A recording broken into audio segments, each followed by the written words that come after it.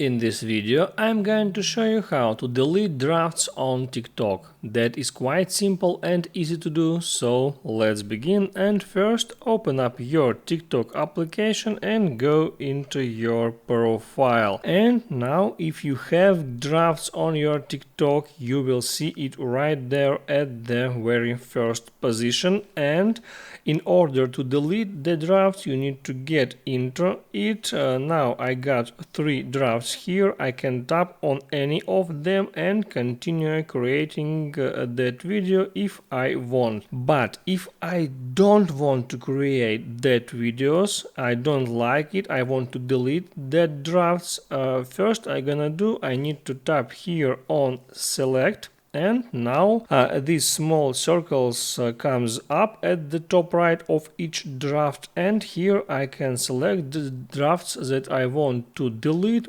And now delete option was appeared at the bottom.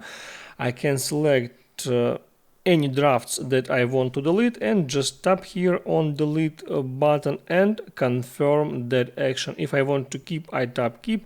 If I want to delete, I tap on delete button, and now you see 2 drafts was successfully deleted. That's how it works, guys. Hit the like button and don't forget to subscribe.